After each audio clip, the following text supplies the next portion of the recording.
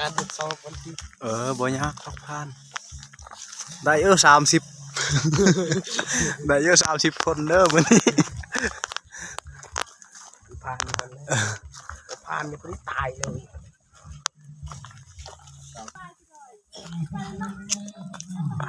คือขนาดตอนนั้นถือให้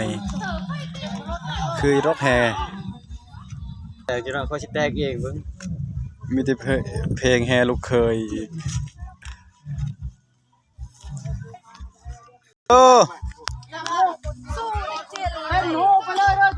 เต้นเลยรถบ่เมาอีสังก็เต้นเตี้ยแล้วตู่บ่ก็ลองกันตาเร็วเบิดโอ้ว่าเขาปิดด่านอยู่ถึงฮอดแล้วฮอดจุดแล้วตายคักคนขย้อยยางเด้อ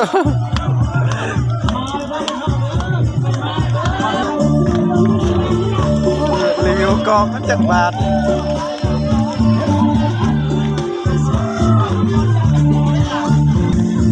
มาได้เจอย่างดิ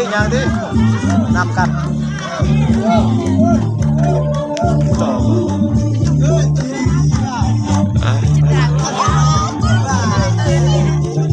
ได้เยอะเอาก็เต้นดูทำคานเต้นนี่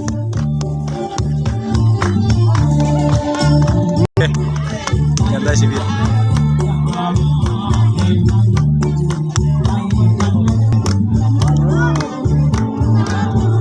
ยังโดนดานตัวนี้ยังโดนน่าลืมหน้าใหญ่มันย่างกายซื่อ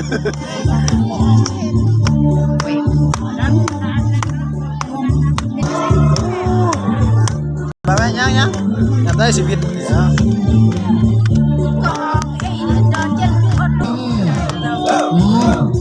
เอาสบายดีเอากับขาดเอาที่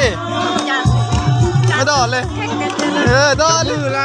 ดือนเดียวยืนได้ยากมันจับมือเจ้า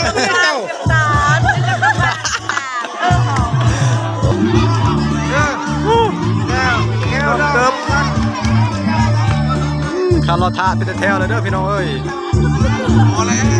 โอ้ยามได้เด้ชีวิตยังโดนเด้บ่ได้บ่วิดประตูแต่ล่มอยู่คือกันตายคันแล้วกินน้ำก่อนน้ำก่อนกินน้ำเดี๋ยวมาไกลกินน้ำกินในก่อนว่าน้ำมันใช้พีบ้างน้ำธรรมดาเนี่ยไม่มึงใครเอาไว้โดด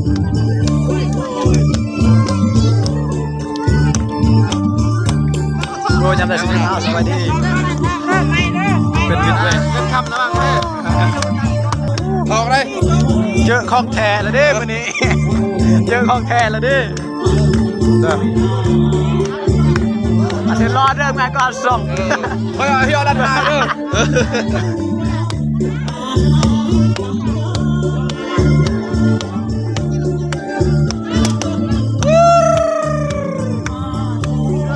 เฮ้ย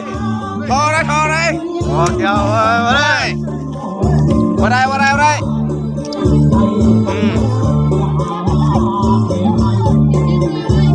ใช่เลยเอาจะได้เจอทองเลยเอาทีมไอพีดิมาได้ดอกเร็วนี้มาดึงอันนี้ตัวนี้กระทอกเลยไม่เลยแล้วก็ทอกอีกก็จะหันแล้วหันสองเดี๋ยวนี้เพิ่มมาเติมจาก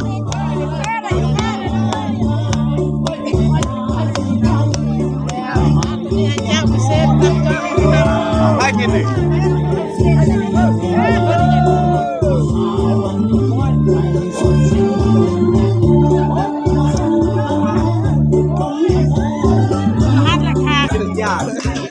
ประตูสุดท้ายเดี๋ยวก็สินักเกินจะหน่อย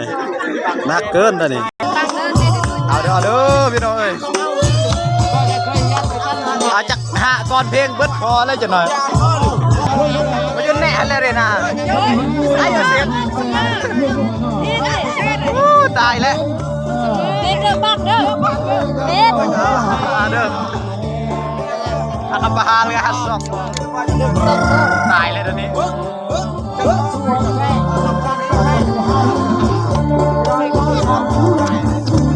หวานด้วยหวานดิ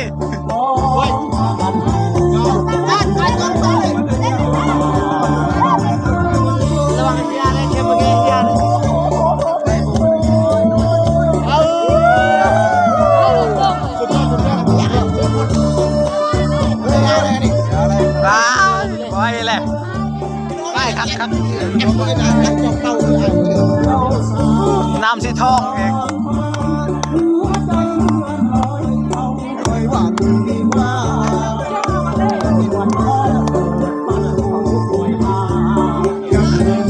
เสร็จยังไง อายุเสร็จเด้ออายุเสร็จเด้ออายุเสร็จเด้อ 2-30ใส่กันได้เล่นเฮานี่ยังกินได้ ฮะ เฮากินได้2-30มากินเลย ก่อนต้องเอาเสร็จยาหน้าเลย อารูปหลังมาใช่อารูปหลัง เสร็จแล้วเริ่มมาแล้ว อารูปหลังมารูปหลังเฮ้ย ตายแล้ว อารูปหลังเนี่ยดูอารูปหลังจะเสร็จแต่ออนมอแมกซูเตอร์แกงระเบิดออนมอแมกซูจะเสร็จ อายุ นี่ออนมอแมกซูอารูปหลังเลยอันน้อยเดียว จะแบบจะพร้อมกันแล้ว โอ้ย อายุเสร็จเลยอายุละแกง เสร็จ จนละ เสร็จเอาเสร็จเดี๋ยวเสร็จอันมอมาตรงดู บอลลอดตัวนี้ อารูปหลังแม่ ตัวสุดท้ายตายครับมาเดี๋ยวเจ้าบอลลอดแหละ